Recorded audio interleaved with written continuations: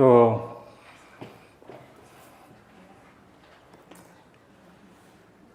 first of all, I would like to express my happiness for being here again in Slovenia. And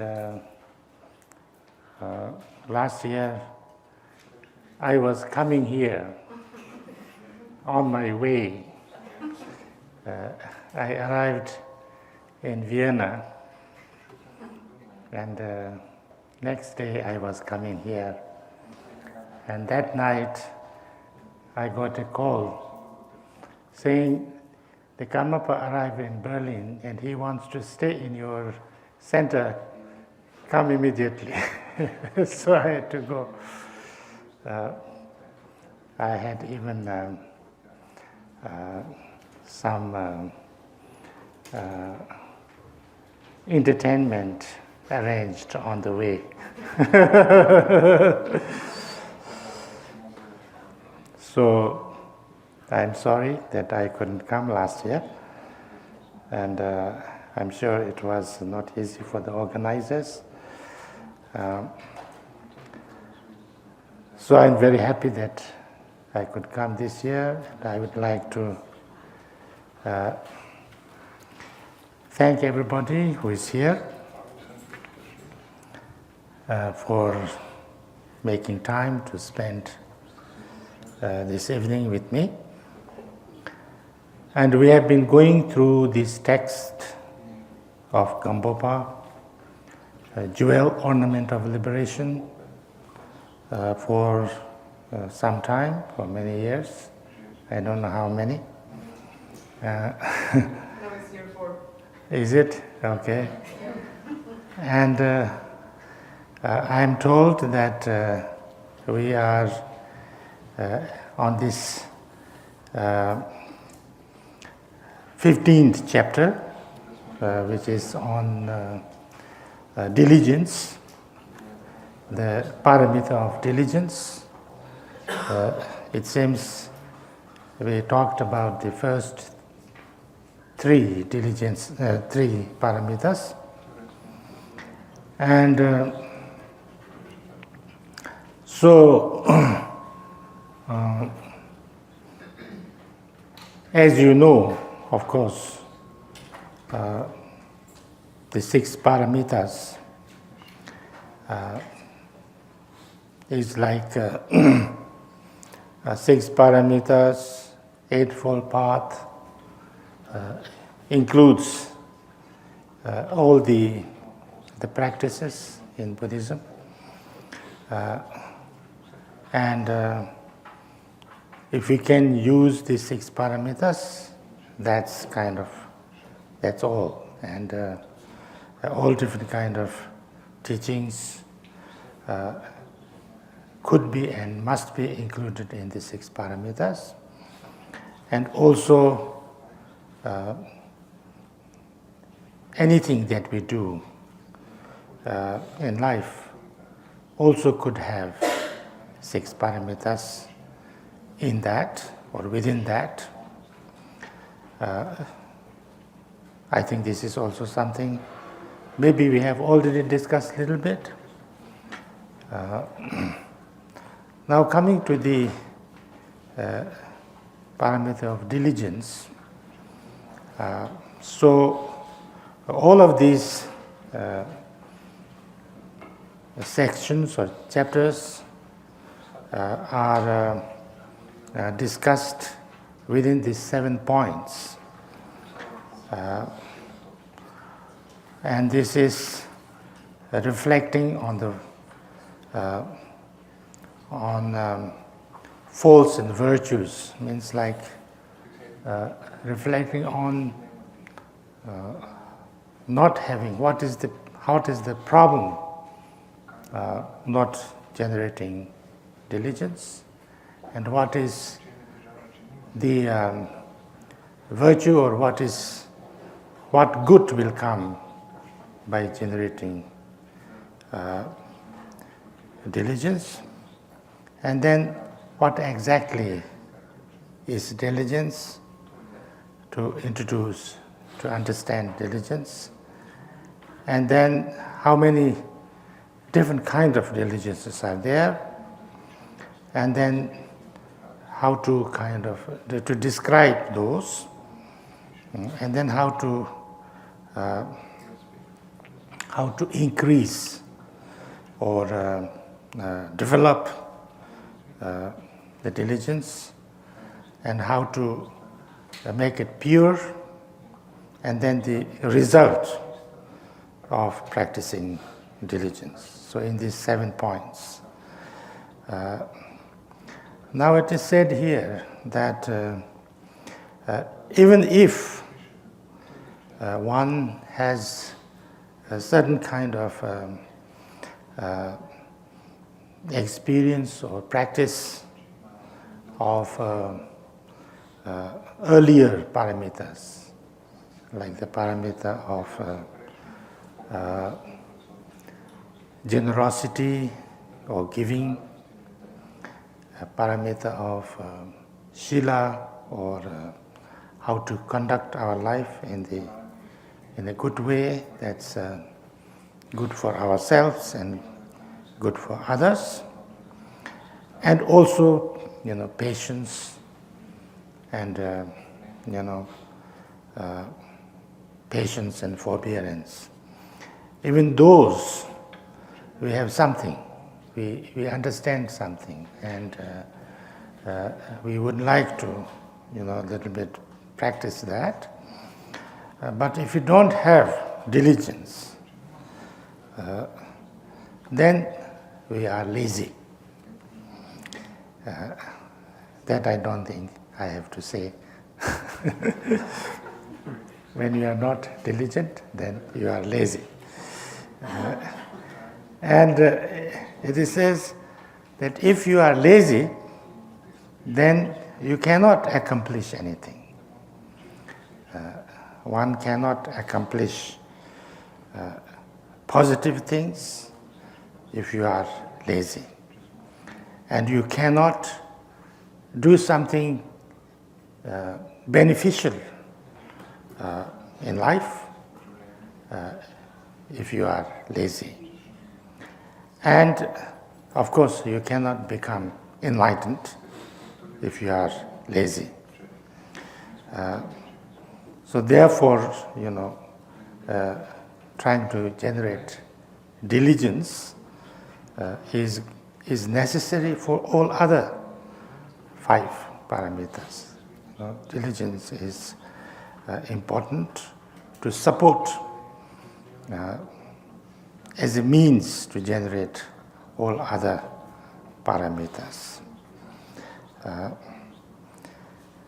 And in the reverse, if one is diligent, then all the positive qualities in us or positive things that we do would not deteriorate, but will continue to increase. Therefore,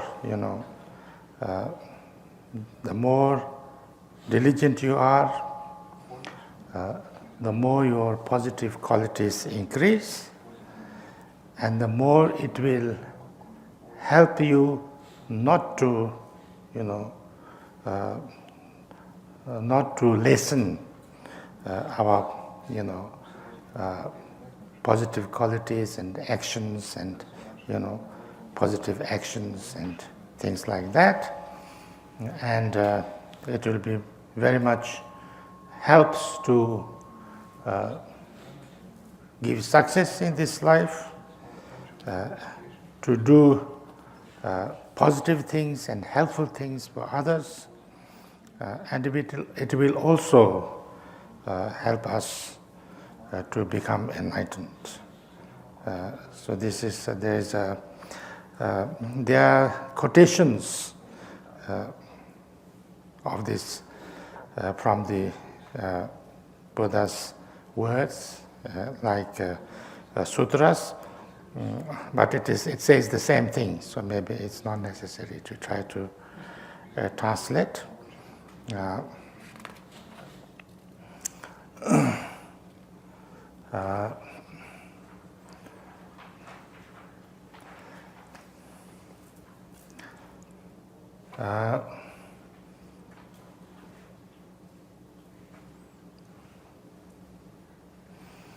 So there are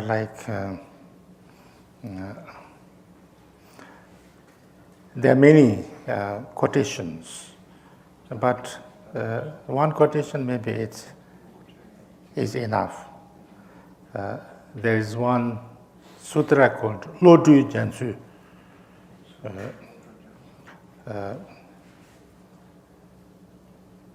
Hyupindo. There is a sutra requested by Lodu Jatso, the ocean of wisdom. And here Buddha said, Chundu tsamba namjina lala mepa yantaba, zopi shonchu kawa mayino. Those who generates diligence, the perfect enlightenment is also not difficult for them.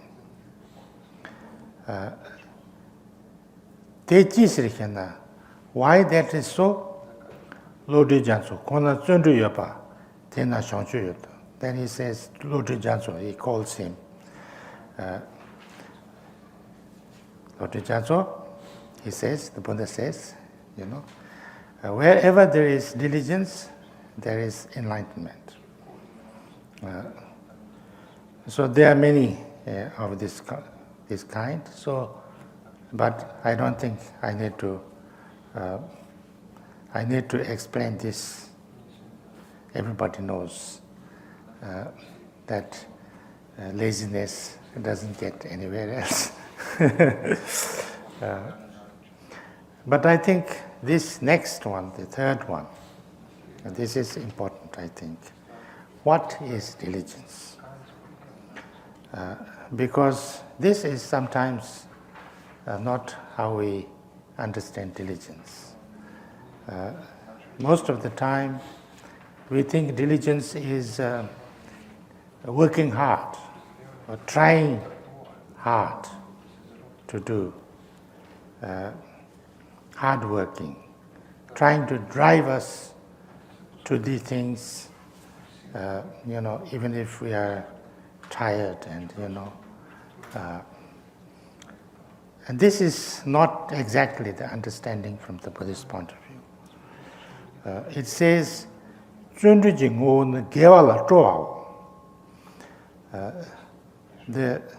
nature of diligence, or the meaning of diligence, is joy in doing positive things. The joy of doing is regarded as the diligence. This is, I think, important to understand, and maybe a little bit necessary to explain. Although I think most of you know, because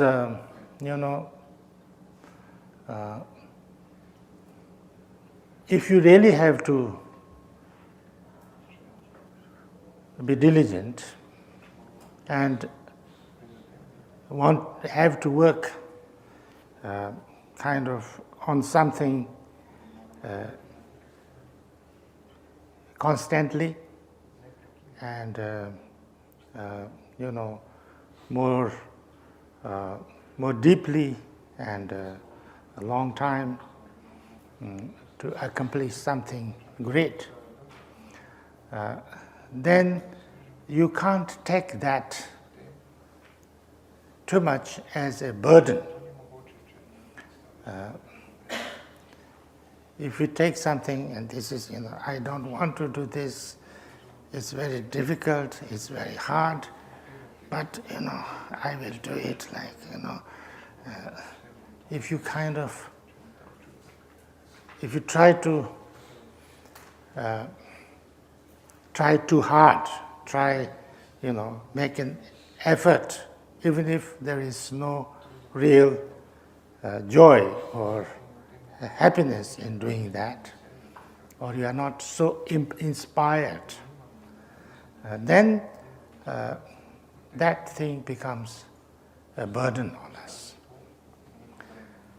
And if it becomes a burden, then usually it becomes heavier and heavier and heavier as time goes on.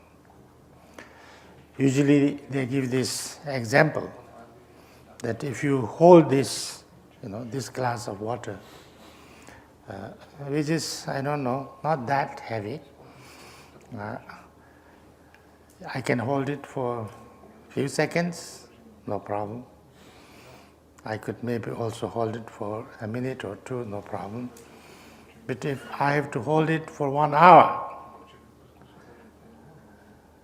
I cannot hold it.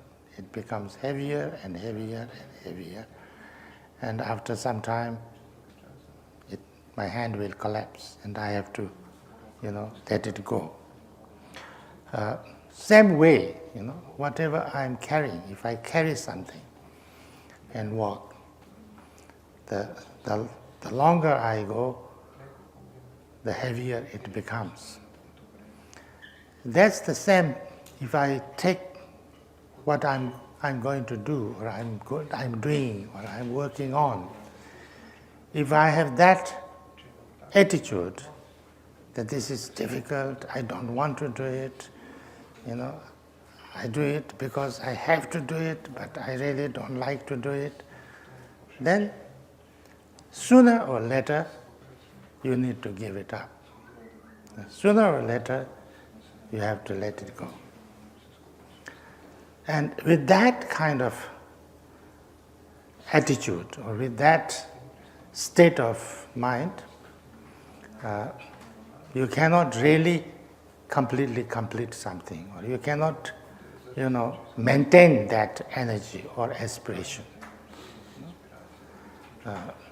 And for, whether it's practicing Dhamma, whether it's working for the benefit of other beings, whether it's becoming, working our own transformation, it's not short-term thing. It's not something that we do and finished. It's a long-term thing, and it has lots of ups and downs. It's a lifelong thing. So therefore, just trying hard would not work. So therefore, one needs to get diligence. That means joy. We need to inspire ourselves. We need to find joy in happiness, joy, interest. We need to be really happy in doing these things, and that, this is, I think, very, very easy to understand. If we are really interested in something, you can do lots of things, and you are not tired, or you are not, you don't get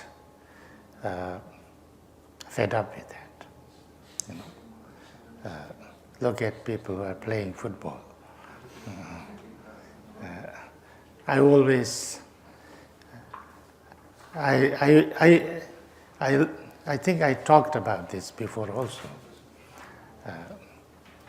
but it was so interesting, sometimes to learn languages, and especially by learning languages, you learn cultures. And I came when I was trying to learn English when I was 9, 10, like that. And then we came across the word, what is it called? What you do when you don't have to do something. Hobby. And of course, I didn't know what hobby meant. And my teachers, none of my teachers knew any Tibetan, or any language that I knew, or I didn't know any other language. Nobody knew any other language. So we all asked, what is hobby? They said, hobby, hobby, you don't have hobby? He says, no, we don't know what hobby is. That when you do something that you don't, it's not work, but, you are interested, and when you do when you are free from work. I said, oh, yes, I know. Sleeping is my hobby.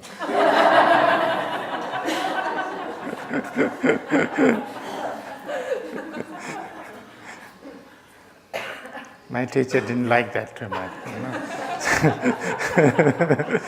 No, that's not hobby. That can't be hobby. Then what is hobby? When I have nothing else to do, I like to sleep. But then later on, I found out, this is a very strange thing. That you can do something which can be very hard work, very hard work. Which could be sometimes very dangerous also, It could be very expensive, but doesn't matter. It could be expensive, it could be dangerous, it could be hard work, but you do it anyway, and you are never tired by doing that. Yeah? You do the whole day's work, and then at the end of it, then you go for your hobby. And, you do many times harder than what you have been doing all your day with like like this.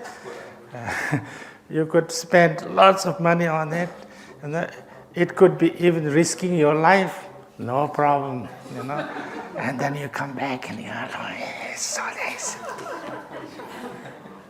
I didn't understand. I didn't understand, but I have to accept. So I think this showed that, whether you are tired by something or not, it's nothing to do with the work. It's nothing to do with what you do and how hard you work. It's all about how much joy you have in doing that, how much interested you are in that. And that exactly is diligence. Yeah? So, but diligence here, in Buddhist terms, not just doing something you are interested in, but something that's positive. A diligence in doing something that is useful or something that is beneficial. Positive here means which gives a kind of positive or pleasant result for now and for the long term, for yourself and for others. That's what we call, positive. Because you could be very interested in something, but then after some time, at the end you could regret it. Because, if what you are doing or what you have done for a long time, or, if you realize at a certain stage, but that was not really giving anything real useful, real benefit for yourself and others, then you find that was the wastage of time. But if you have been doing something with that much interest in something that is also good for you and good for others, not only just now, but also in the long run, then you will be happier and happier with what you're doing, because when you see the results, then you become even more happier and joyful and encouraged. So therefore, this is the understanding.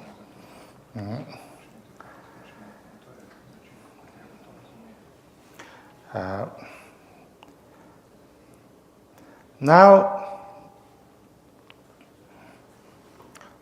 it is said in the beginning that the opposite of diligence is laziness, and one should try to lessen. The more you lessen the laziness, the more diligence there will be. And we should try to recognize the laziness, and we should try to, let go of the laziness. And only then we can generate diligence. So for that, understanding laziness is important. So then it talks about, from Buddhist point of view, three kinds of laziness. Nyamli chilelo, jilu chilelo, me pilelo. This is how it is in Tibetan.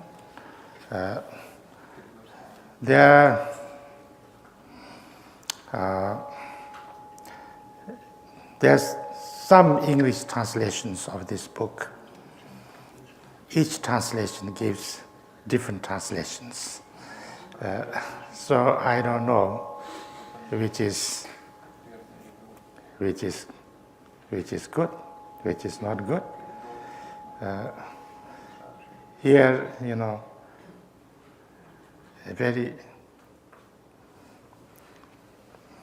in this translation, it's very different from anything I've heard before.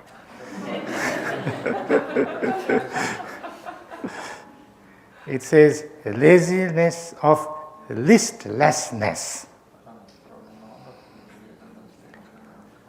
Listlessness. You understand what listlessness? What is listlessness?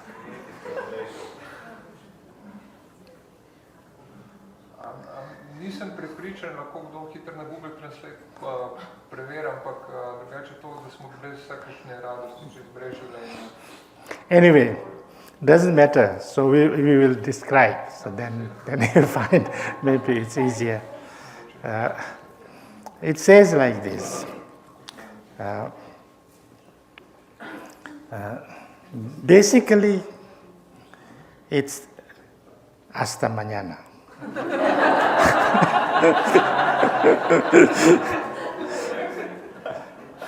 I think you understand that.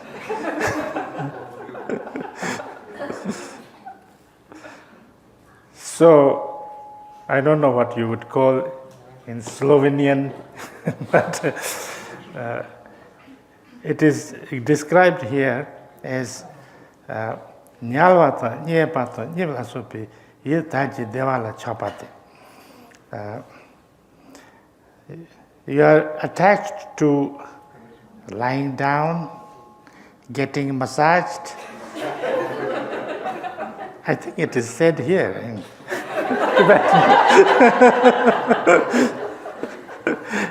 and sleeping. So that's, and you kind of allow yourself to be relaxed too much. You're attached to the pleasure of that. That's this laziness. Yeah? You don't want to do what you are supposed to do today. I found a very good word in English. When I was around 17, I think, procrastination. I was so happy when I learned that word. I used to show off, what a big word I know, procrastination, I could even spell it, progress.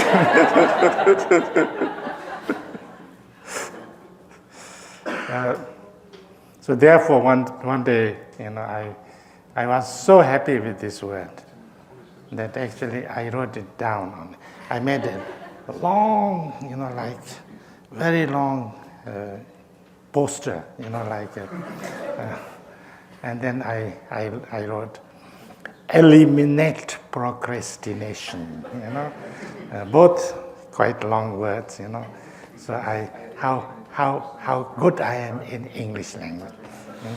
Eliminate procrastination. and I put it up in my room. My room was not very big, but it kind of whole wall was covered. And then I went somewhere. And when I come back, one of my friends came, to see me, but I wasn't there. His English was much better than me. And he understood exactly what it meant. Nobody in my house knew what it meant. And he wrote below it in a very small letter, "From tomorrow."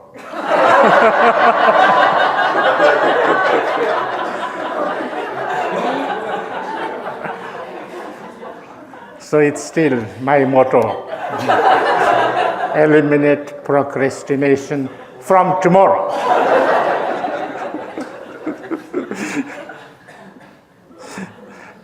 I don't know why that tomorrow never comes.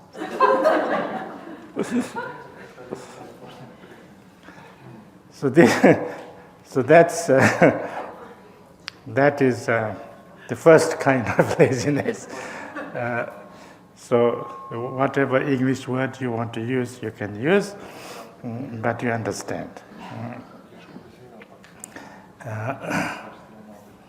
And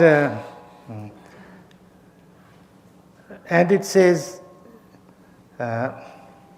that you should give up. That's what Buddha says. You should give up.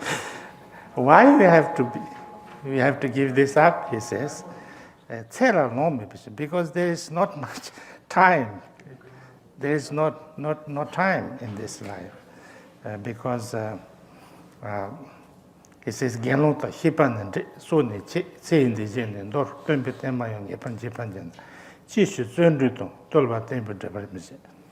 he says that our mind can become deteriorated, our life can come to an end, we can die, and even the Dharma that Buddha taught will come to an end. Everything changes, everything can come to an end. So therefore, one should not be lazy, because there is no time. Everything changes. Everything doesn't remain the same. So the idea is that to try to reflect on impermanence, that whatever I need to do that's useful, beneficial, that I need to do now, because you never know whether there will be something called tomorrow. So therefore, if I could do this today, so then even if I'm still alive tomorrow, it's much better. So therefore, especially, how I become in the future depends on my present, This is, I think, very important for all of us to understand, I think, and really reflect deeply. Because we, most of the time, live either in the past or in the future. Many of us, past, in the past this happened, this was not good, that was not nice, this should have been different, that should have been different, somebody should have done it that way, this way, it should not have been like this.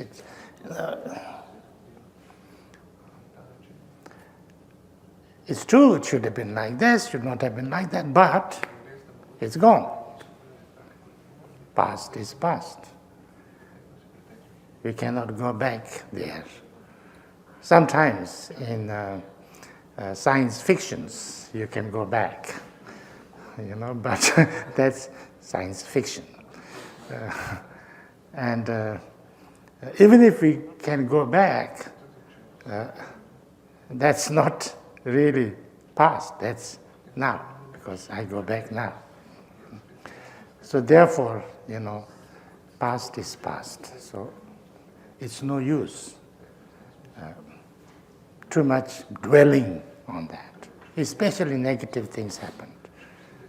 No use, it doesn't help, it only gives us, and anyway, it's not there now, it's only our memory and our holding on to that, and especially bad memories, not very useful to hold on too much. Especially negative emotions, it's very difficult. It gives us only pain and problem to hold on to that. So, past not useful. Future, of course we should plan for the future, we should have a, ambition, we should, things like that, that's very good, no problem. But always thinking about the future, always, like preparing for the future, worrying for the future, Most of the time, most of us are preparing to live. If after this, if something happens like this, then I have a very nice life. If something like that happens, then I have a very nice life. If something like that I get, then I have a very nice life. Like that. And you don't live. You only prepare to live. That's not useful also. Because the future is not here now. Future is not there. It's yet to come. So therefore, only thinking, only planning, only, we can plan, of course, but only worrying about the future is not very useful. Because, it may not exactly happen as we wish it to happen. And when it does not happen as we wish it to happen, we get disappointed. Even if it is sometimes better, we are disappointed because it's not the way I wanted it to be. So therefore, what we have actually, what we have is only now, present moment. Present moment is the only time that we actually can do something. If I want to do something good, I can do now. If I want to do something useful, I can do now. And that, what I do, has certainly an effect for the future. Future is built by now, by present. If you want to make your present, future something useful or good, I have to do now. It can't be done in the future because future is not there. So therefore, now becomes very important. The present becomes very important. So therefore, I think it is very important for us to understand this. And, I usually say, I'm of course lazy. I'm incorrigible lazy person. Incorrigible, means you cannot correct.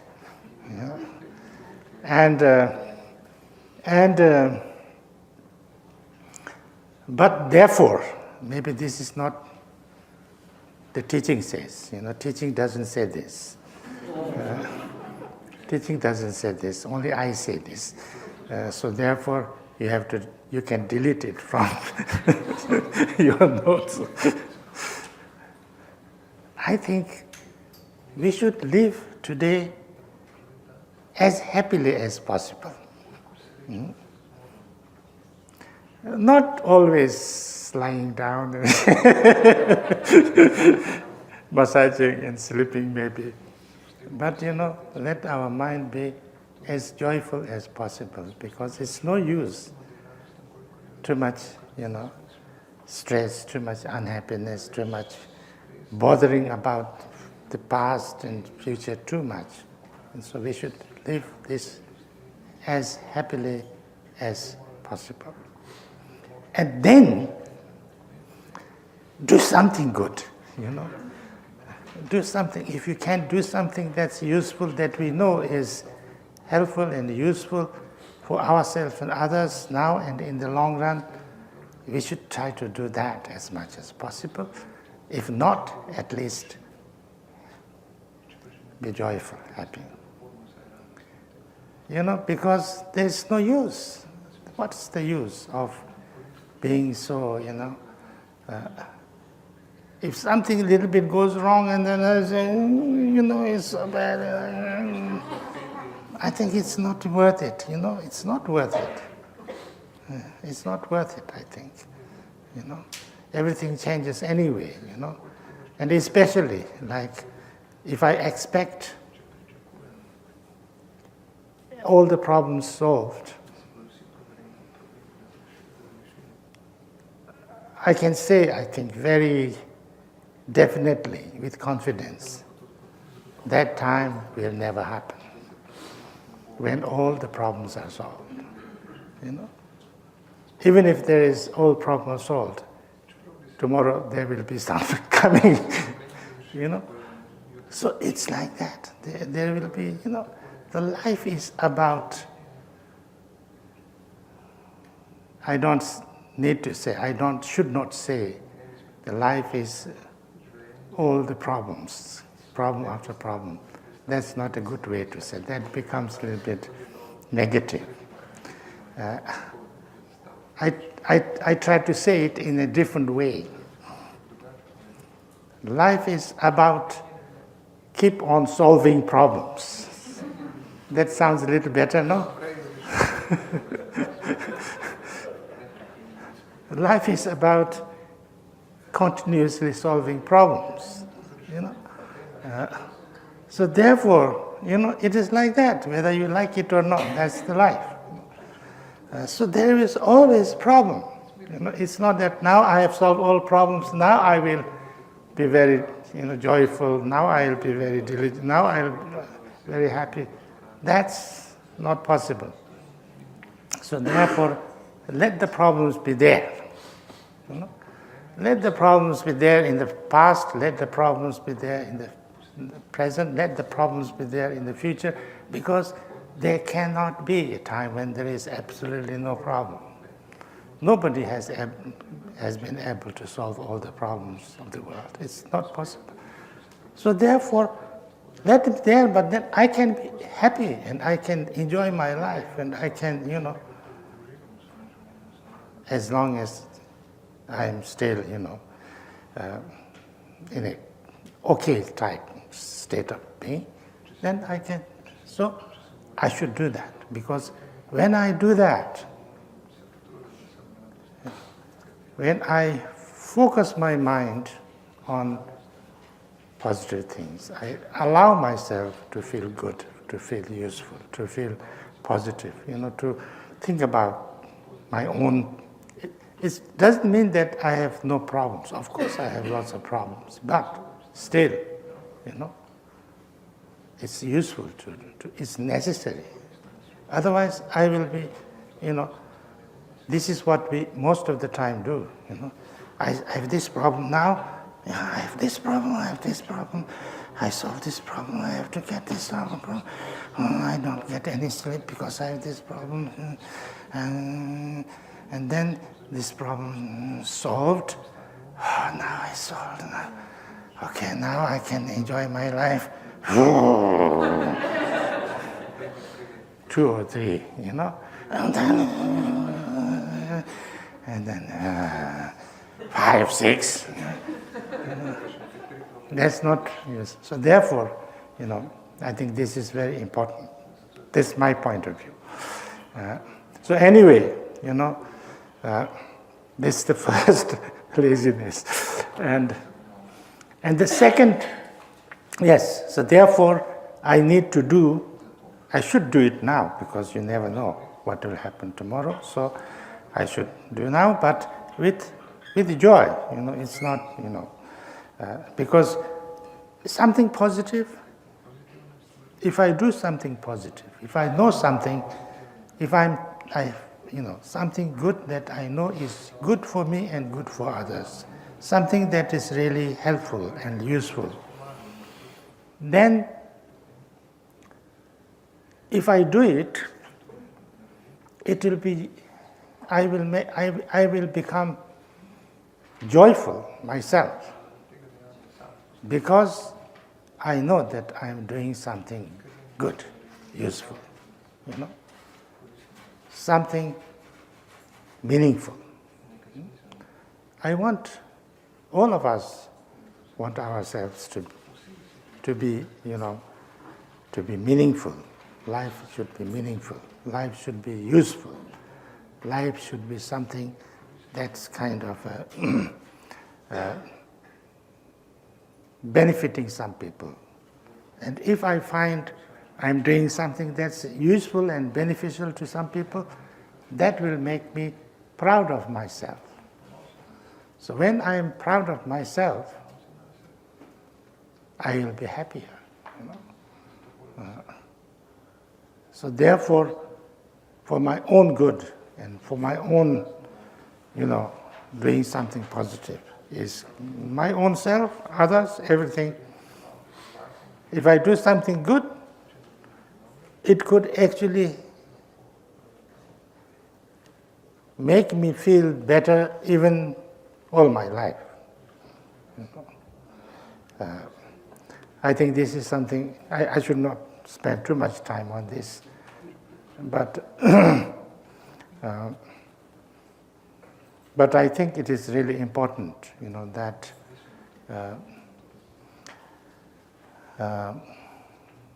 I read a paper a few years ago, a research paper that some students from Harvard University Law College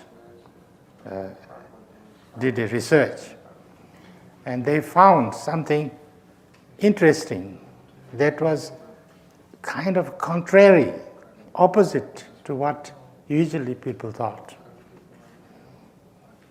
And what they found out was that actually most of the people found more joy in spending their money on others rather than on themselves. Because that's not usually we think, We think if we spend our money on myself, I will be happier. Why waste it on others? And I was thinking about that, and I thought there is some truth in it. I thought like this, if I had €5 and I went out and there was an ice cream parlor, I like ice cream. Like everybody, I think,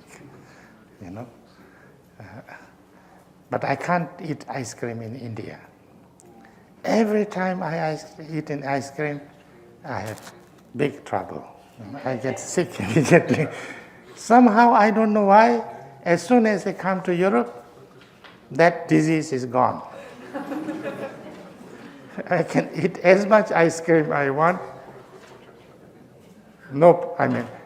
I can't say no problem. Maybe I get fat, but that's a long-term problem, which I can't immediately feel. Anyway, that's not the point here. My point is that I go and eat an ice cream. I'll be very happy. I like ice cream and I will enjoy it very much. But after, when I come home, would I feel good? Usually, I'm not those kind of, people who have lots of guilt, I have no guilt at all.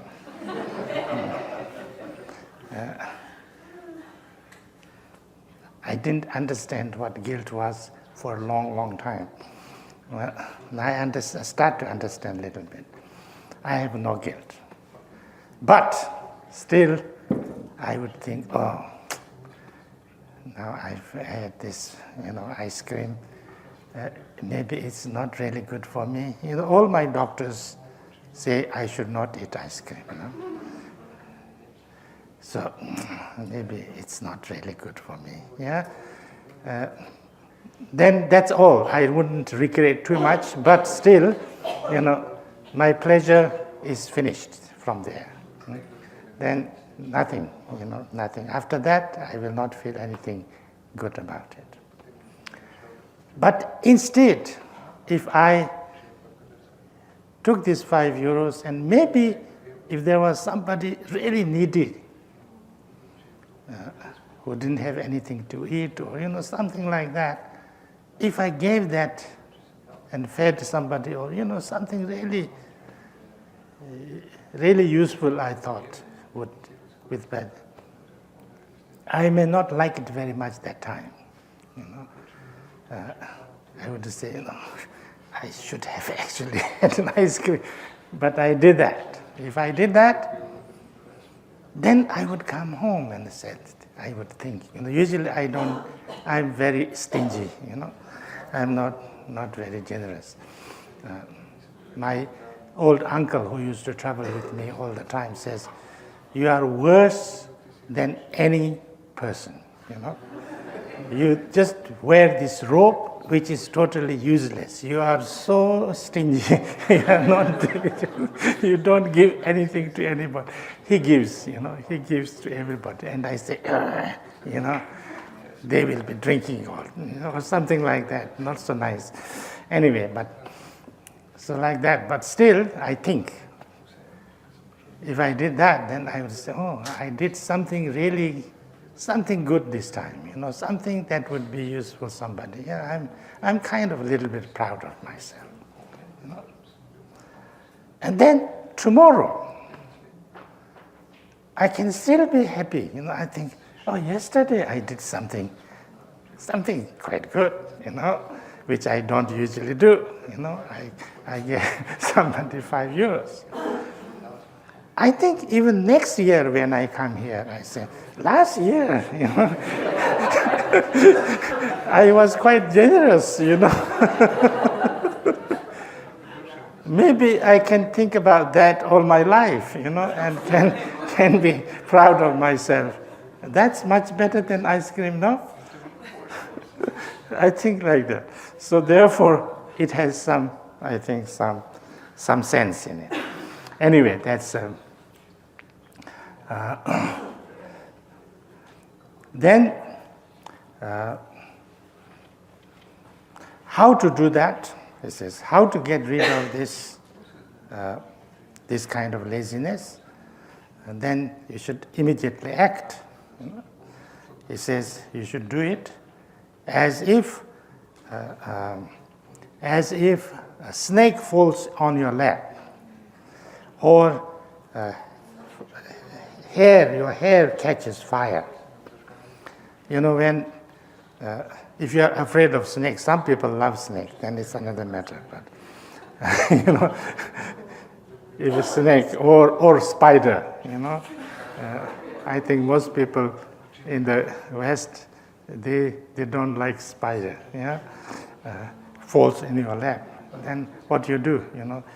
You don't call 999. You just stand up and jump or something like that, no?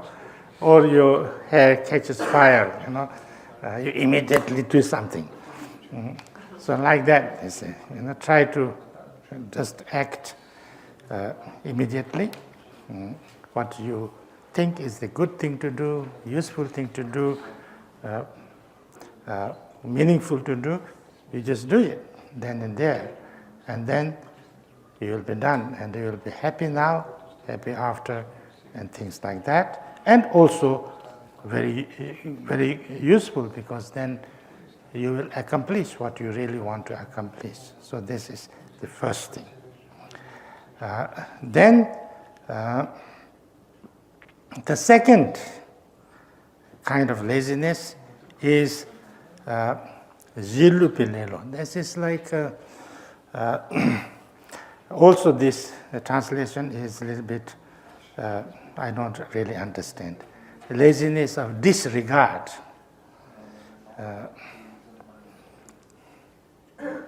Disregard.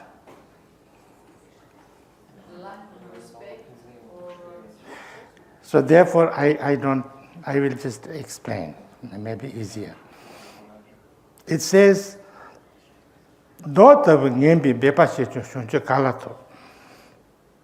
am so, I am so bad, so inefficient, so small, that even if I try, I will never accomplish things.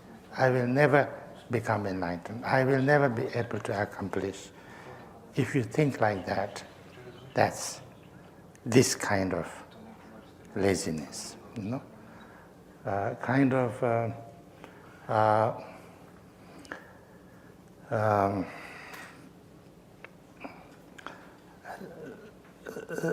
loss of self-confidence, you can say, having no self-confidence, that you kind of too much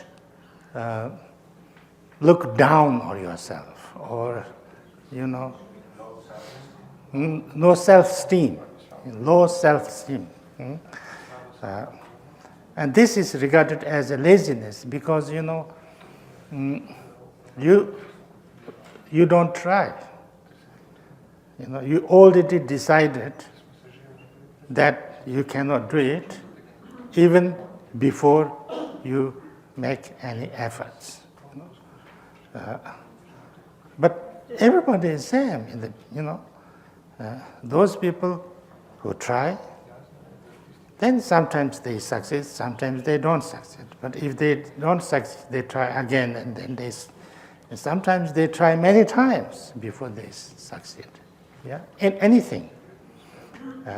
So therefore, it is completely wrong or completely kind of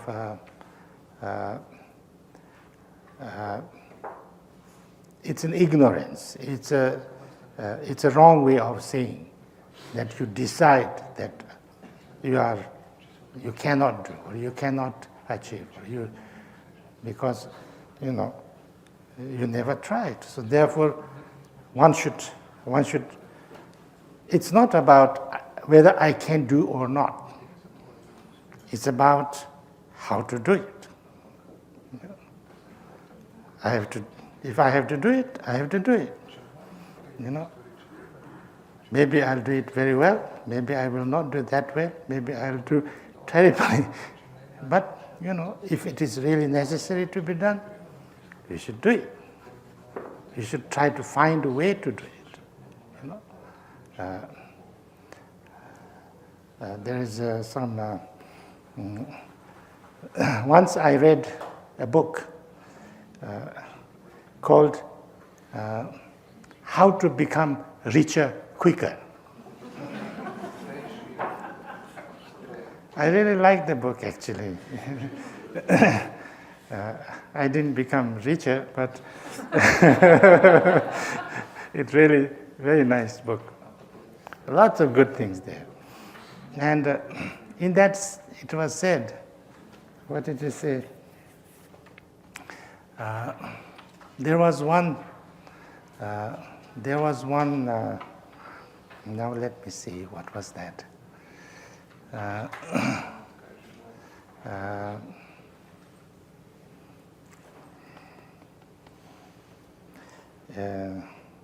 That story, I think I forgot now. I had this story long time. Now I forgot. That's why I'm not so rich. It's a very nice story was there, but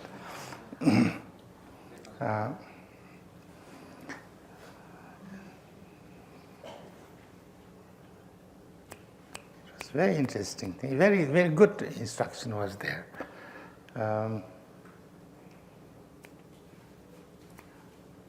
Oh yes, it said that, the people who are successful are not those people who know everything, who is very highly learned or highly skillful or highly, These are not very highly successful people. Highly successful people are those who can bring all those people who know very well how to do things together. Yeah, that's true, no? So even if you yourself don't know, and I know this can be done, I know. From my own experience, actually, I had lots of experience. I'm a very experienced person, actually. Now, when I reflect, I did so many things in life, which is, some of them are crazy, I did a business of establishing a printing press, a letter printing press. And I ran it for many years, 10 years or something like that. Anyway, that's beside the point. But I did something that was totally crazy. I became the Nepali translator of His Holiness Dalai Lama for Kalachakra when he was teaching 130,000 people when I didn't know Nepali.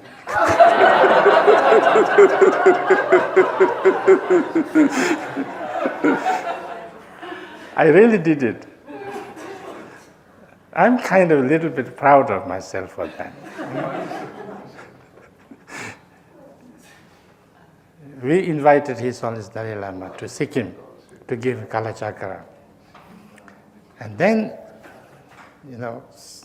lots of things. And then at the end, he came, and 2 days before, he said, we need Nepali translator because, lots of people in Sikkim speak only Nepali. But there was no arrangements for that. But it was secretaries and big high people. They said, "Oh yeah, we have arranged. Everything is arranged," they said. But there was nothing arranged. And then one day I go down, because I was supposed to look after the monks and things like that. I had nothing to do with it. I was actually computer master at that time, although that was a failure. Then the secretary and all these people were there. It says, when I came from the lobby, they said, "Oh, please come in, come in." I already had a little bit, why they say come in? Because, usually those kind of people don't see you, And then said, "Oh, come in." I said, "Okay," I came in. "Oh, please sit down." So I sat down. I had become more and more suspicious. And they said, "Bring tea," and they gave me tea, and then said, "Tomorrow you are the translator."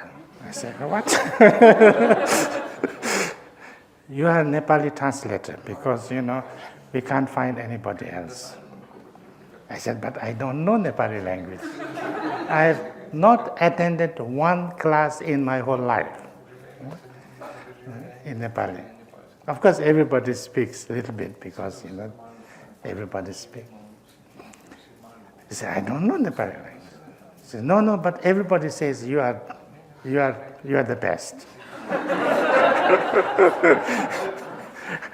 I says, "Whatever everybody says, I don't know Nepali language, and there are 30,000 people, most of them speak Nepali, and many of them speak a little bit of Tibetan.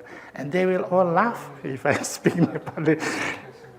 Because when I speak Nepali at home, all my brothers and sisters laugh, I said, it's not possible. And I stood up and went away. And then my best friend comes, he's the main person. He says, we will do it somehow because there's nothing else we can do. There's nobody we can find. I said, but how can we do it? He's not much better.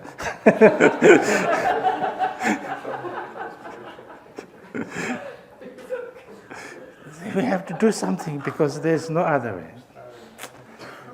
And so I don't know what to do, Then I went to the town and had a really big coffee.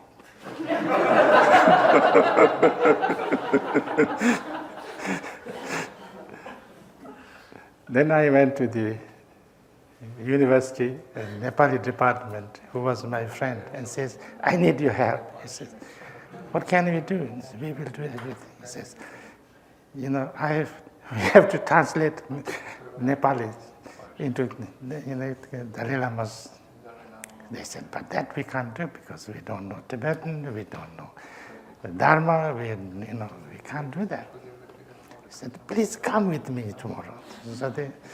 So like that, then I don't know. The next morning when actually it was starting still, I don't know what to do, I was just there, a little bit hazy, and my friend, and then at the last moment I had a very nice idea.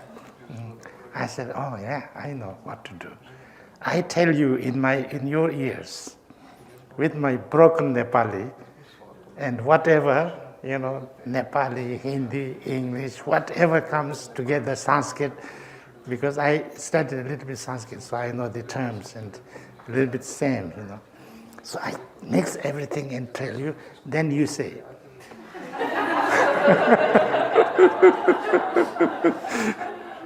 So I do that, and everybody is so happy because he makes such a nice, he's a great orator, a great professor and orator and things like that.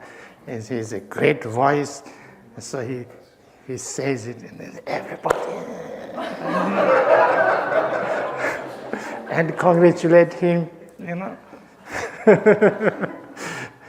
He became star. And next day, another person comes and says, why he's doing? I should be doing it.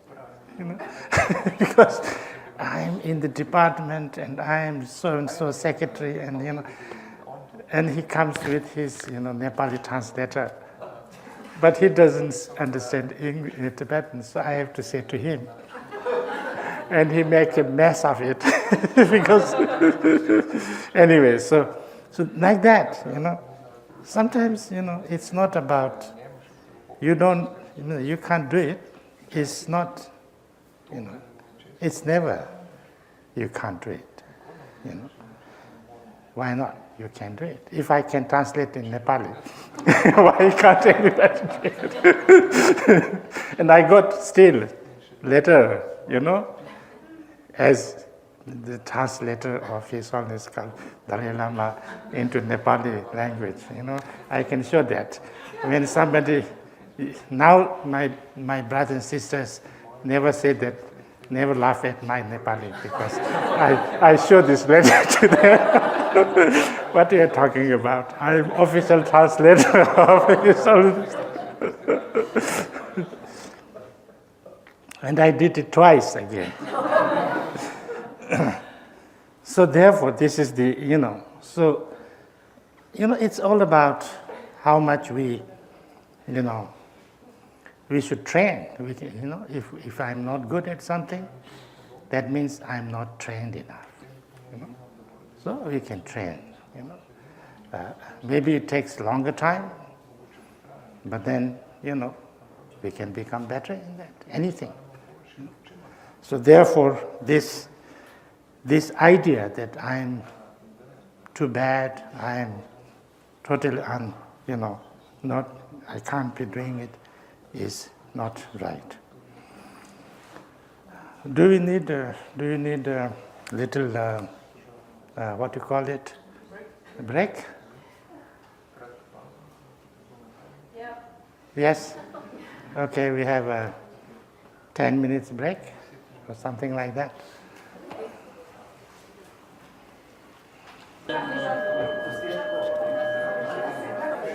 So,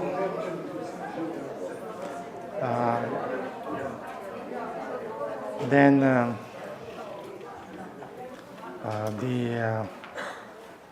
the third kind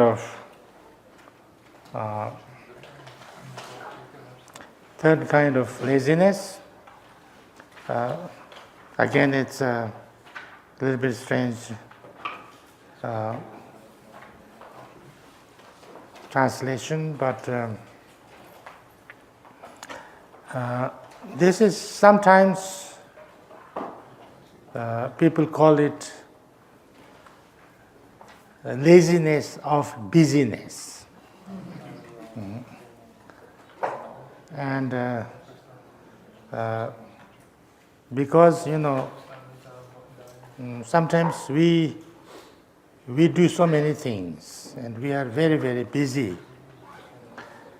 We make our life so busy that we have no time for anything. But then, if you look a little bit deeply, what you are really doing, which is really useful, really purposeful, something really,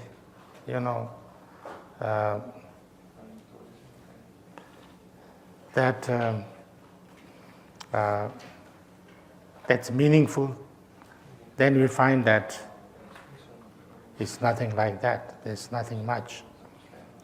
There's nothing much to show for all the business that you do.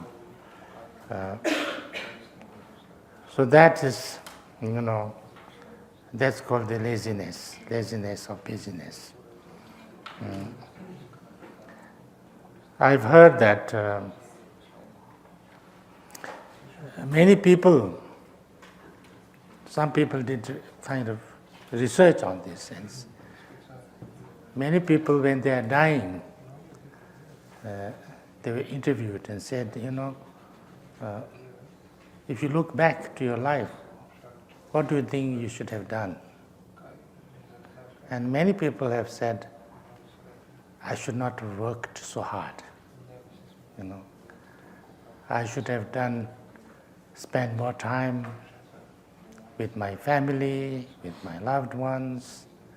I should have done more things that I really wanted to do, but I spent so much time working so hard, and now that's not useful.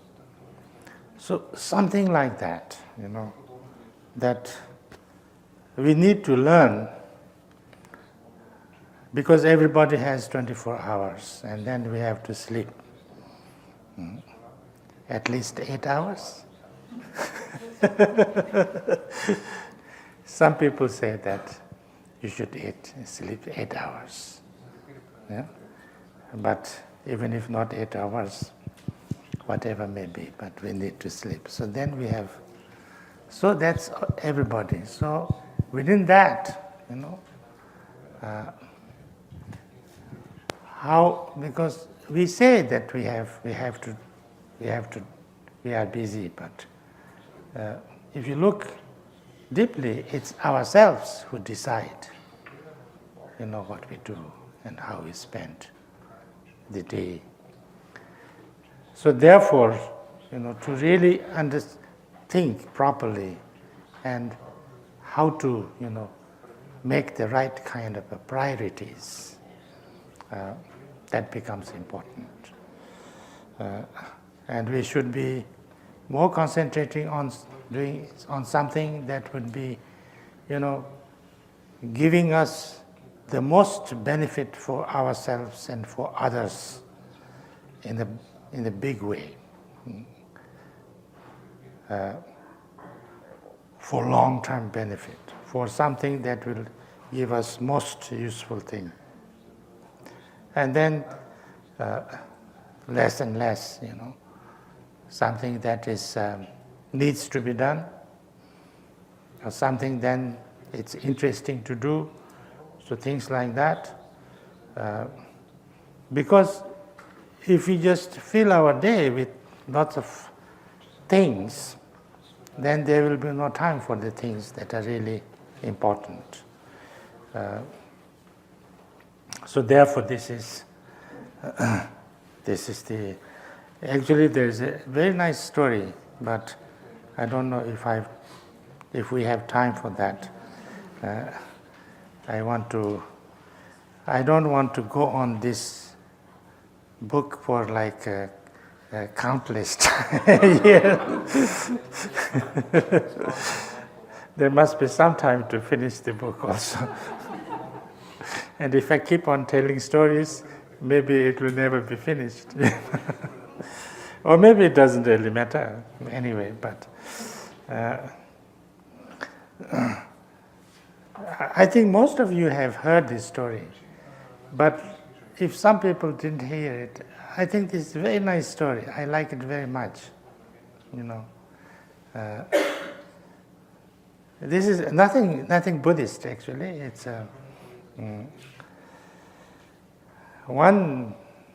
it's a professor who showed this, a jar. You heard about this? How many of you? A jar with rocks and pebbles and sand, The professor came with a big jar, glass jar, lot of sand, lots of pebble, and bigger rocks. And first he put the sand in, it almost filled the jar. Then put the pebbles, it was completely full. And then there was no space in it for the rocks. Then he took it off. Then he put the rocks first. And then he put the pebbles inside. And all the pebbles went within the gaps of the rocks, and it all went in. Then he put the sand in, and there was space between the sand, the pebbles, so all the sand went in, so he could put everything inside there. And then he said that our life is like this, If we fill our life with small things and make busy like sand, it fills almost all of our life, our day, and then little bit things that we need to do, that we do, that's like pebble, that fills. Then we don't have any time to do the most important things. But if we did the most important things first and made the most kind of the first priority, then we also have time to do things that we need to do, and then also have time to do something that we are interested to do. So all can be done. I think this is very important. So this is the thing that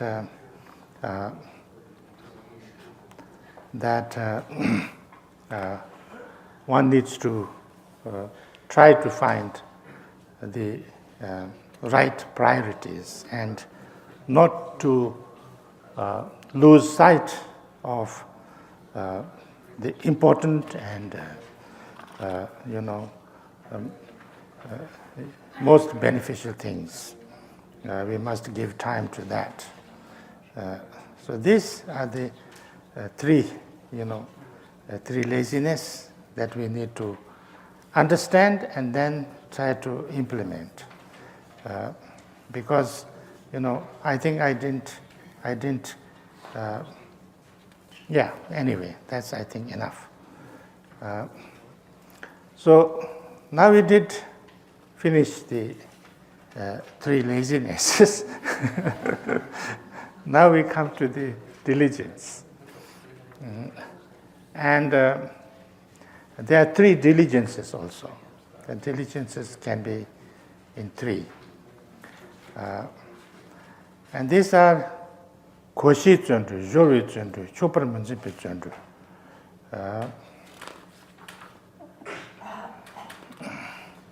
So these are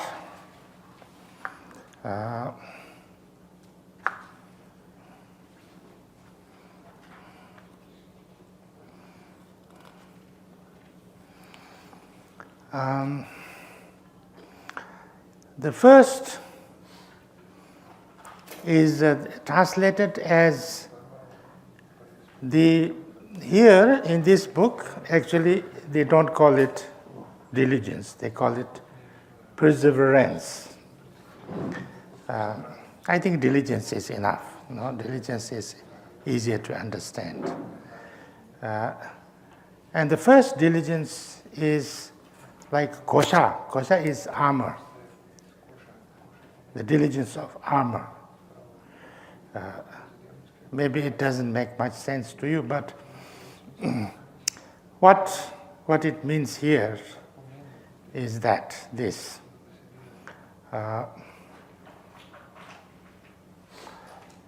This is like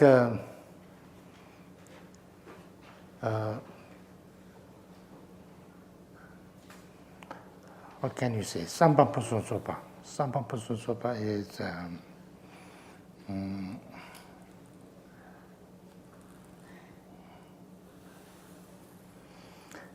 good motivation. Good motivation. Important motivation. Or aspiration. So this means from now onwards,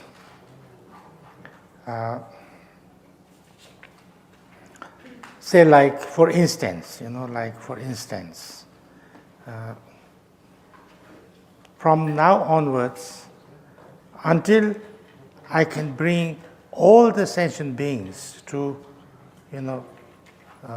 complete enlightenment or lasting peace and happiness, I will not stop working for the benefit of everybody. If one makes this kind of a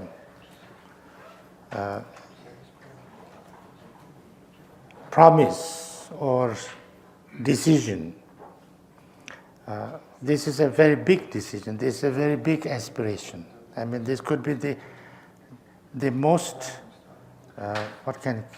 most highest and most best aspiration, because it involves all the people and is trying to bring the best for all the people. But this is, a good example, because, when you see, like for instance, you see that I want to be free from problems, pain, suffering. I don't want difficulties or, problems. And like myself, my loved ones also don't want problems and suffering. And like them, everybody doesn't want to have suffering and pain and problem. So therefore, it's important that all of them should not have problems. Yeah. And if there is some way that this could be done, it will be so good. It will be the best. And I want to have well-being, happiness, joy, the best for myself. And in the same way, my loved ones also want that. In the same way, everybody wants that. So it will be so nice if everybody has that. So, I wish that everybody has that.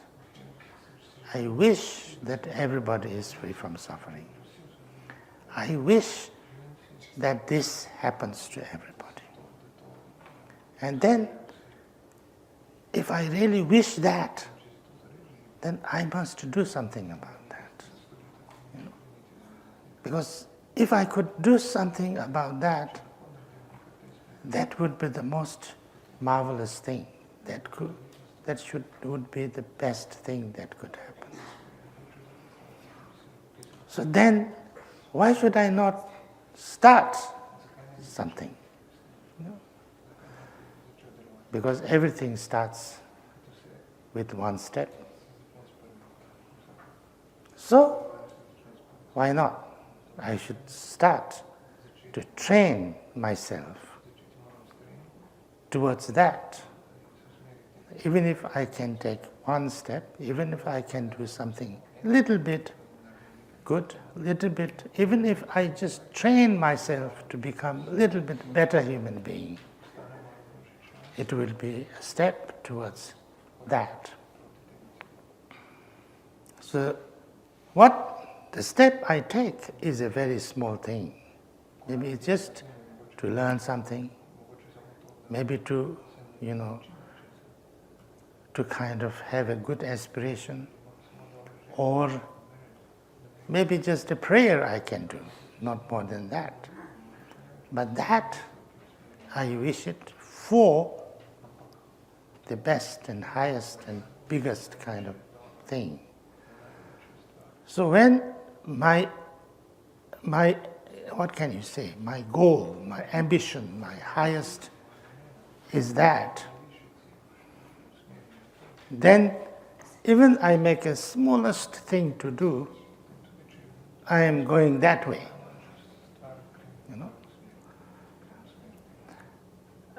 This is something very important, because, you said that what I want to do,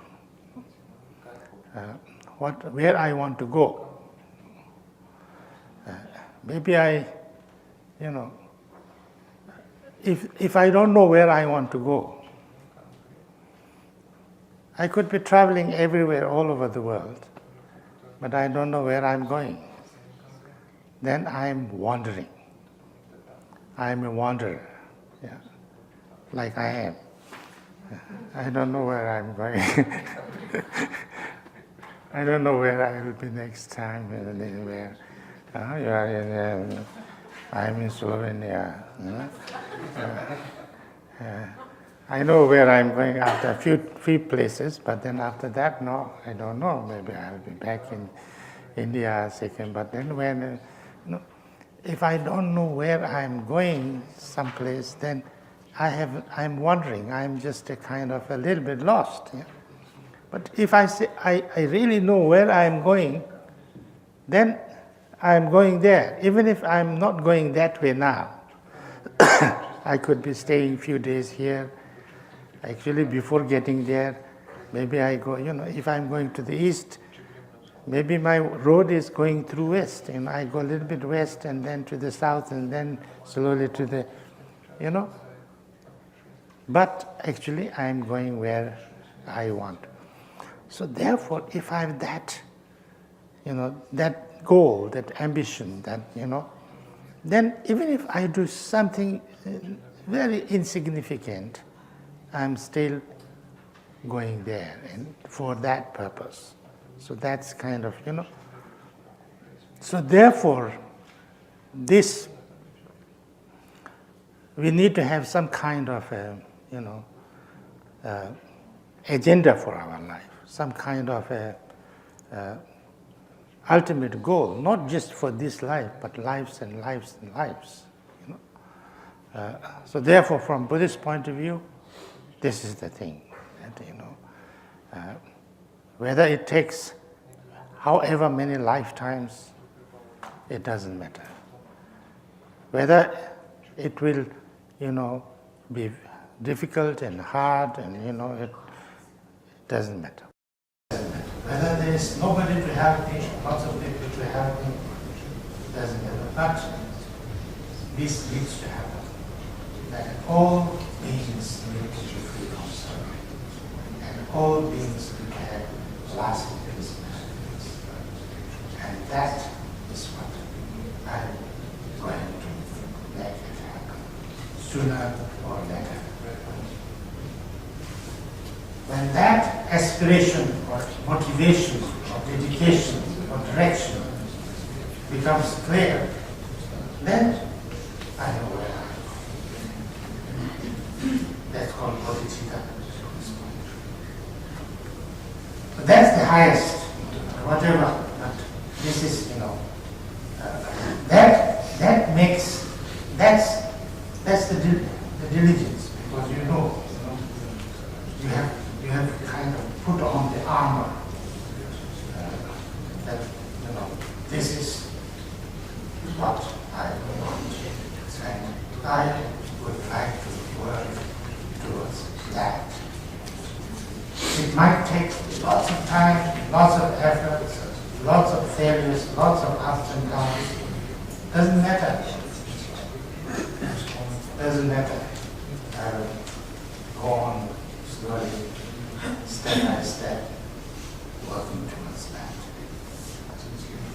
When that kind of understanding is there, then, you kind of, you're never kind of leveraged on, you know what, ultimately, and anything, sometimes you do this, sometimes you do that, but everything is a little bit connected to that, because you want towards that. And that is like, that makes us,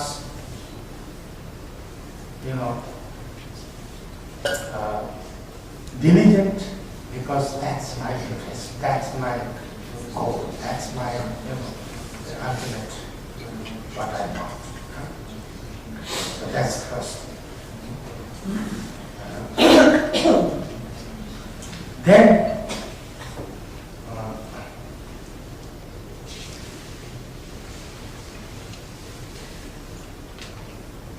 the second is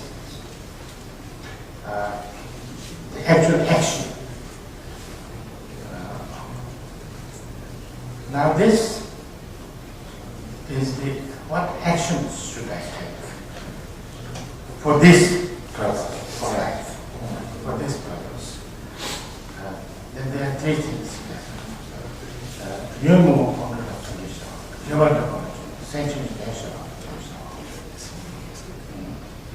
So now here you need to think, what are the things that is the most that gives the most suffering and problem, that is the cause of this people having this suffering and problem and pain and all these things. To understand that, if I say, I want to be free from suffering, and therefore I need everyone to be free from suffering, causes of suffering. And what is the cause of suffering? Try to find that. And then try to work there. Like from the Buddhist point of view, the most important source of our own suffering is our own negative emotions.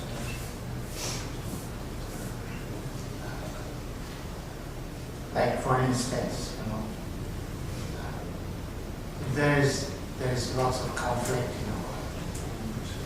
There's lots of atrocities in the world. There's lots of like fighting, wars. And it inflicts so much pain on each other. If you look into the history of human world, it's a history of wars. And when there are wars, we can very clearly see that there is no winner, everybody loses. Because every side, so much misery, so much death, so much killing, so much problem. And why do we have wars? Because of hatred? Because of greed? Sometimes because of jealousy?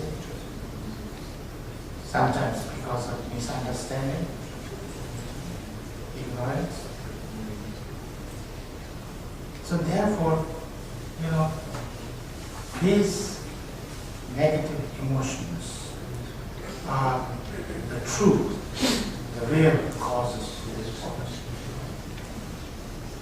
And if you look deeply, these same negative emotions are the causes of our own problems in our family, in our one person also. My own anger, hatred, my own jealousy, my own too much pride, my own greed and attachment to us. So therefore, when we can see this, we need to try to do something about that. I cannot get rid of everybody's anger or hatred. I cannot get rid of everybody's greed. I have to start with myself. So I said, okay, this is one of the strongest sources of suffering and problem. So I need to work on that. I can't ask people to give up all their problems like that, negative emotions. I can start to work on myself. If I really learn how to do that, maybe I can teach somebody. Maybe I can influence somebody. Like this story about this priest. And there was a priest. I'm told in Edinburgh, in Scotland, his grave is there. On his grave, he asked to be written these things. He said that when I was young, I wanted to change the world. So I prayed to God, please give me the strength and blessing to change the whole world. The wisdom and the strength to change the whole world. And I tried my best. And when I became older, I came to understand that nothing has changed. But then I understood that in order to change the world, first I have to change my near and dear ones. If I can change my near and dear ones, then they become as example, maybe the world will change. Then I prayed to Lord God, please give me the wisdom and power to change my dear and dear ones. And I tried my best. Then I became very old.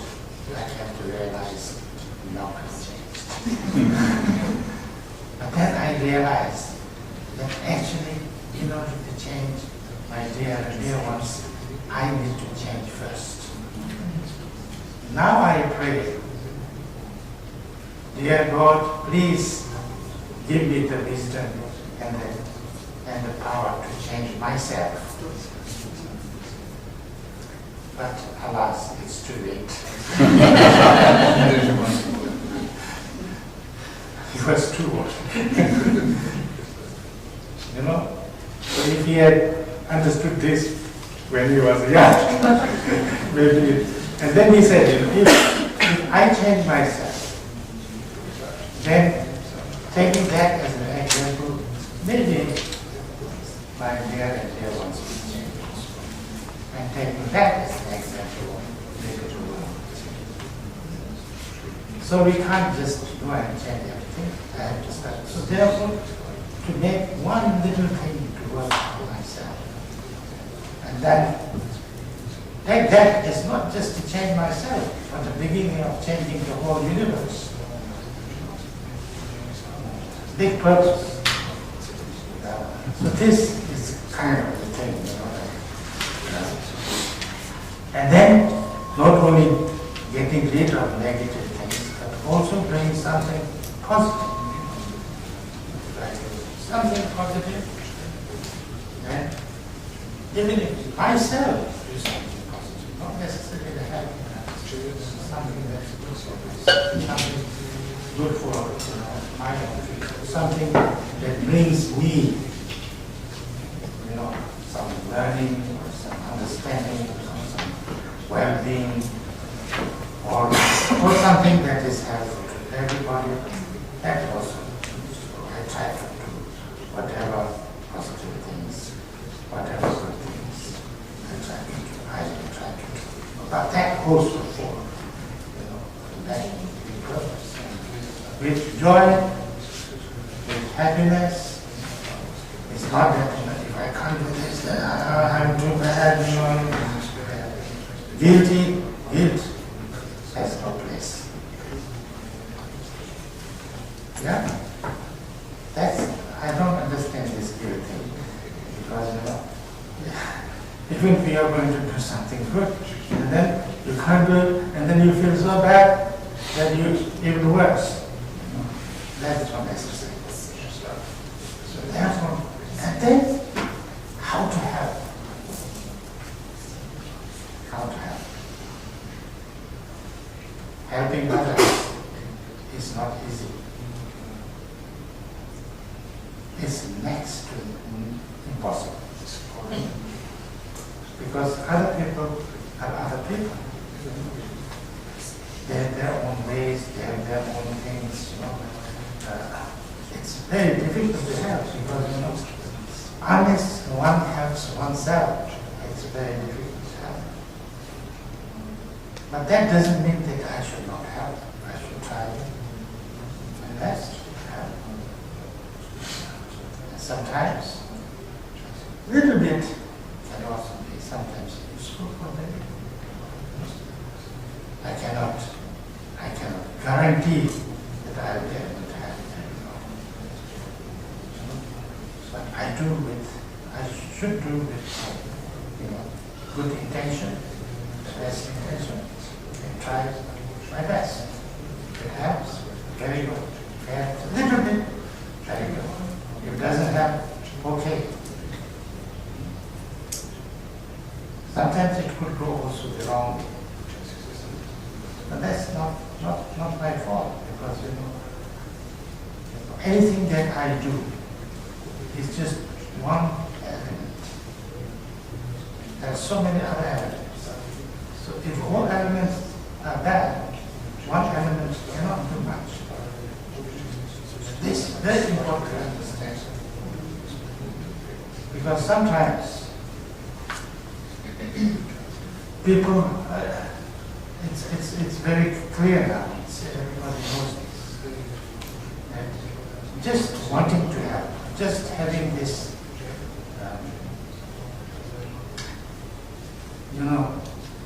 wanting to help and feeling like, what can you say? Feeling the need to help and understanding people's problems too much is sometimes makes yourself, what do you call it?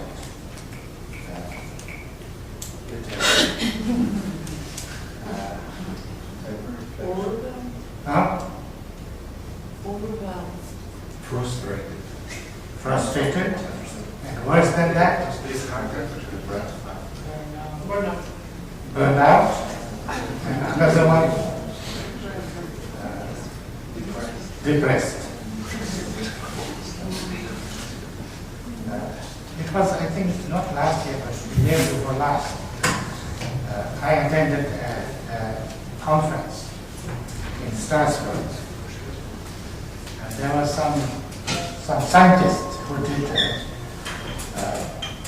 a huge study on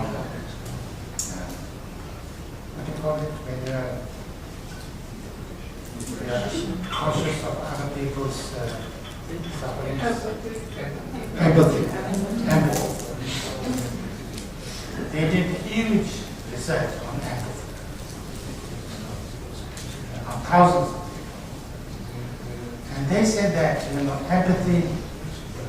empathy can sometimes bring burnt out and what you call depression.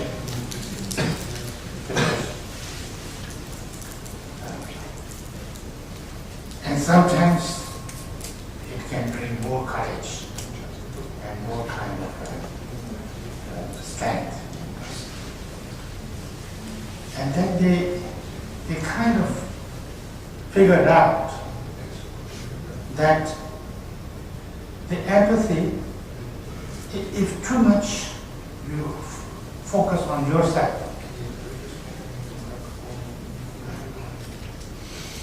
as I feel the pain and problem of others, and then you kind of focus it on yourself too much. It could become, you could become depressed, you could become violent. But if you face outside, instead of my feeling that pain and my feeling that, but if you turn out and say, what can I do?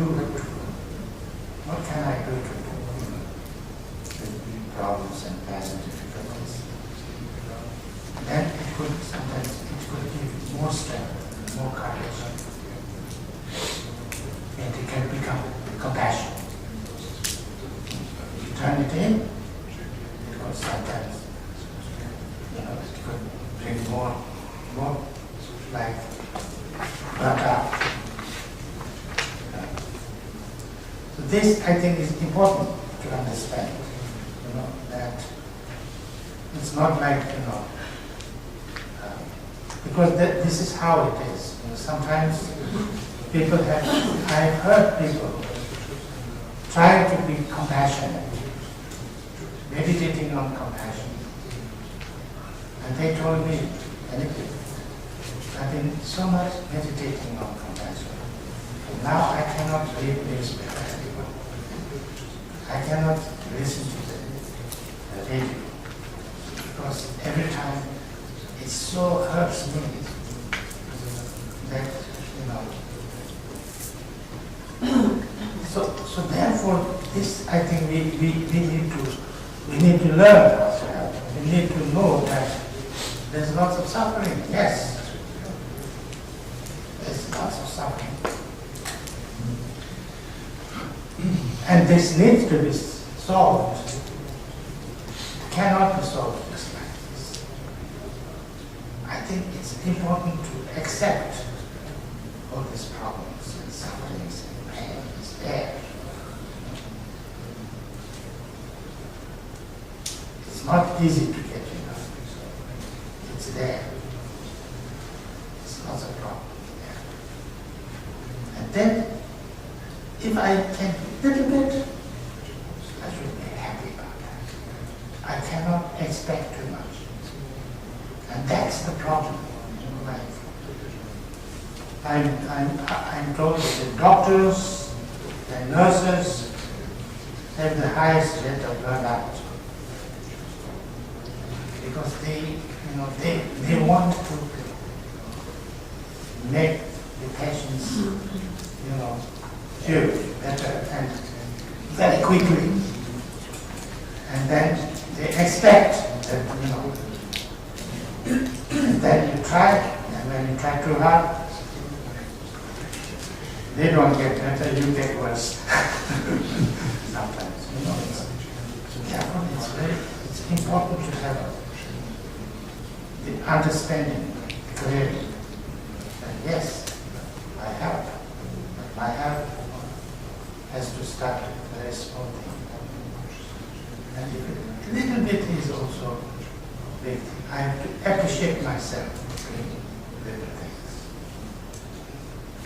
And happy at just a little bit. So these kind of things, it's important to understand. So this is the second kind of diligence. And the third kind of diligence is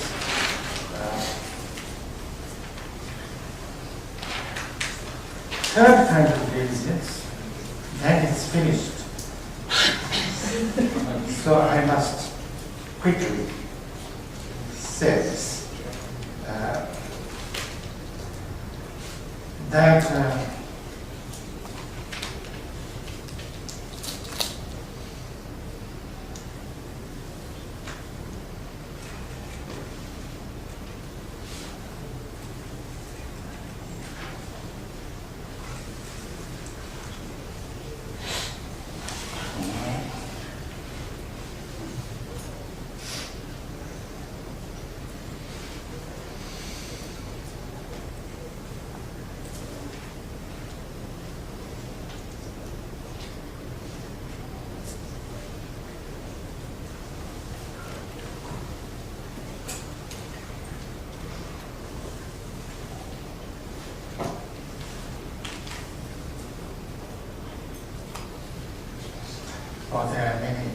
many more.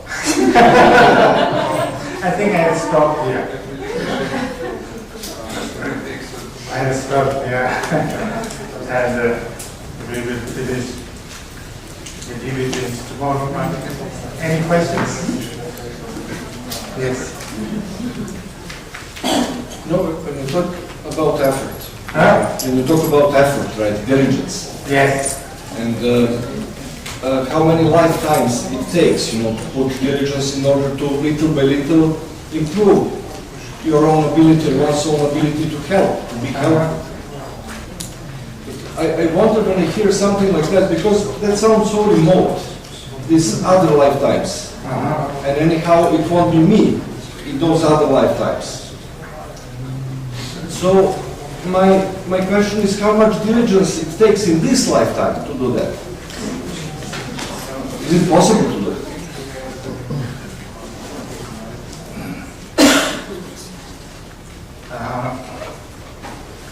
If you can't think about life after life, then you can think about generation after generation. Because such a big problem is not necessarily solving now. Of course, it can. Actually, it can. Actually, it's very easy in one way. But everybody has to participate in this.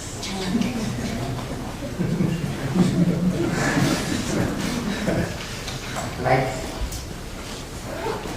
if there was one musician, one Tibetan musician who plays flute, and whenever he starts, he makes a prayer. And that's a very simple prayer. And the prayer is that may all beings be kind to each other.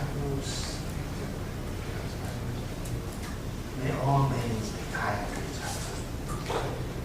May all beings be kind to each other. That's his prayer. And I thought that's a very big prayer. Because, there's nobody who doesn't want people to be kind to them. Everybody wants everybody to be kind. If somebody is kind to them, they are very happy. If everybody is kind to them, they are very happy.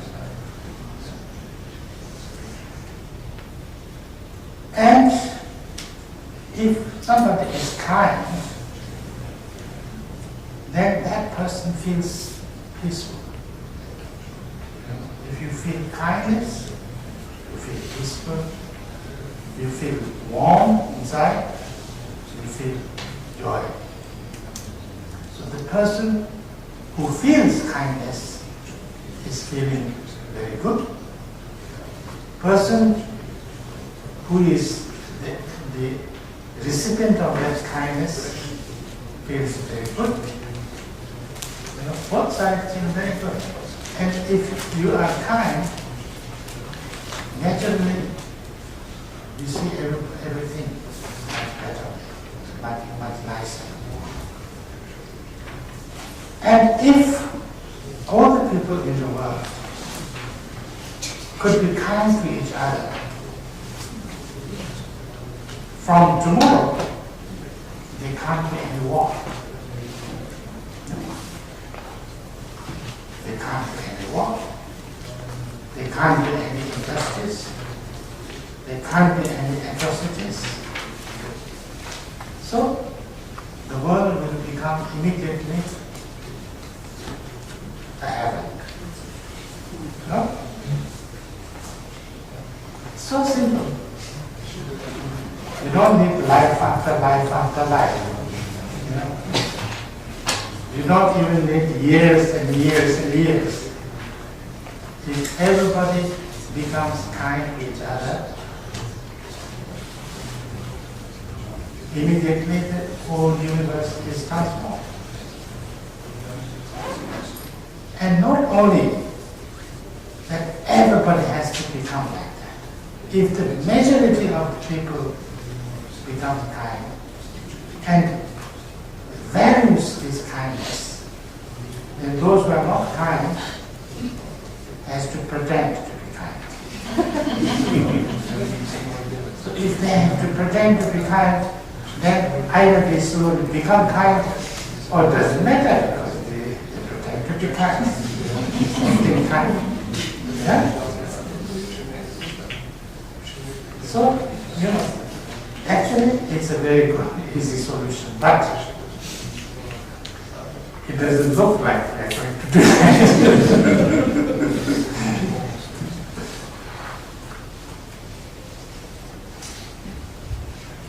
Okay, I have a question. Yes? If you could please tell us more about maybe some kind of people who are diligent, but it's also connected with their ego because they, think they're better than others in doing something in a diligent way. And they may also be unaware of that. So.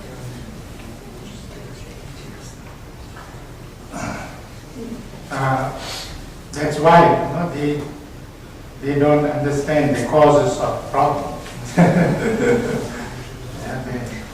Because we need to understand, as you said, that we need to understand what are the causes of the problem.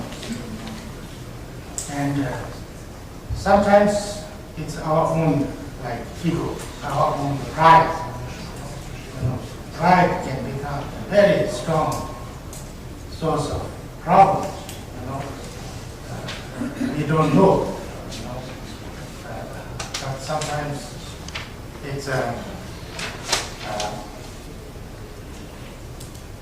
it becomes a big problem,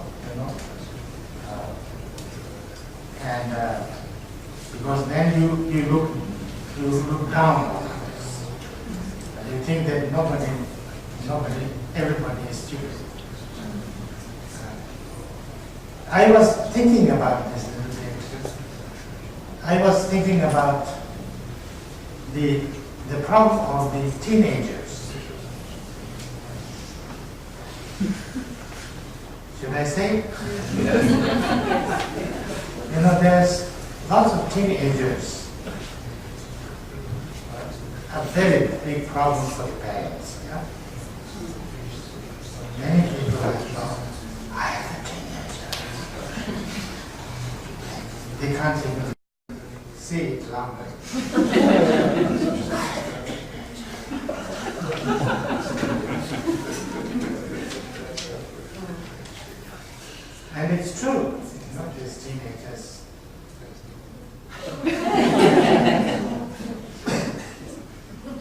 it's a little bit strange. First, I observed that they think their parents are completely stupid. Then sometimes they think their teachers are even worse.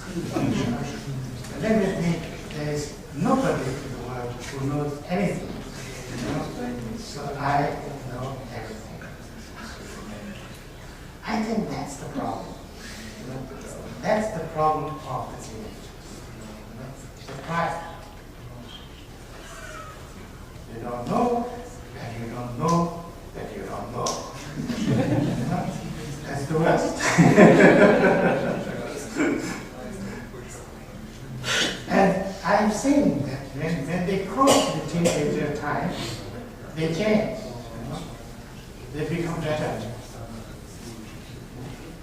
Because then they learn that I don't know everything.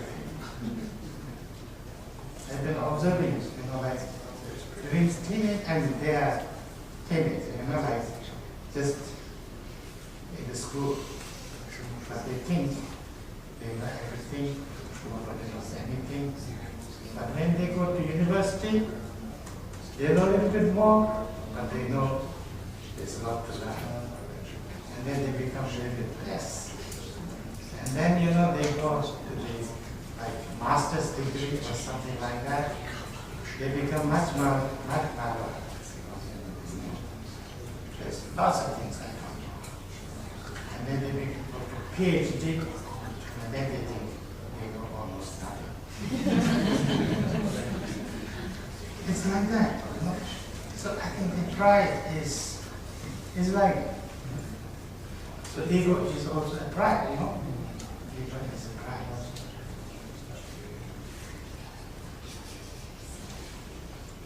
I don't know if it's appropriate, but there is a joke related to the story about the jar with rocks and sand. Maybe you've heard about it? Yeah. It's a bit different version, It's about a Catholic priest talking about how to arrange the life during the day.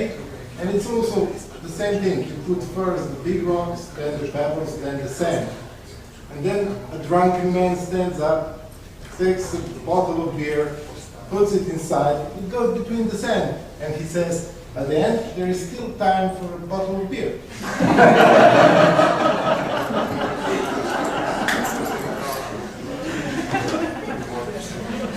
It's all up to organization.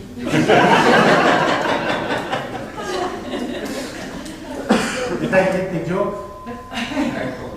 Huh? What is the joke?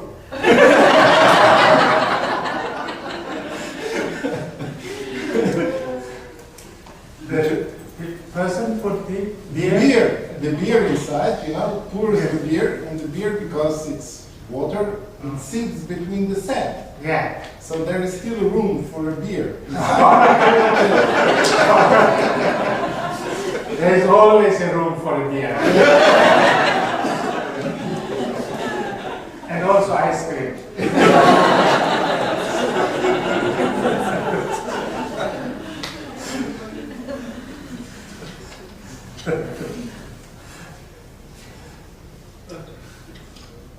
Yes?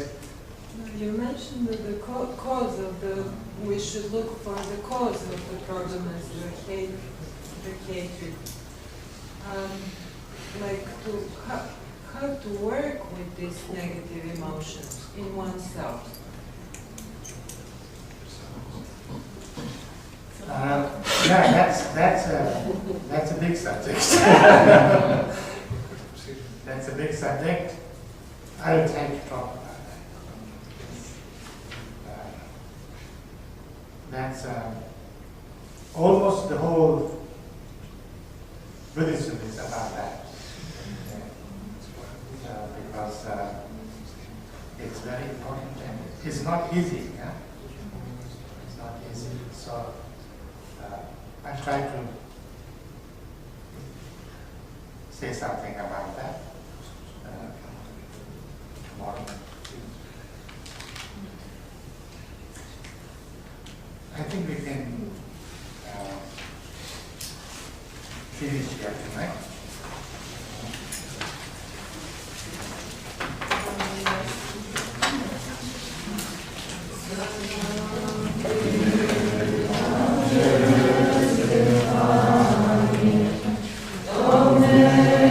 Om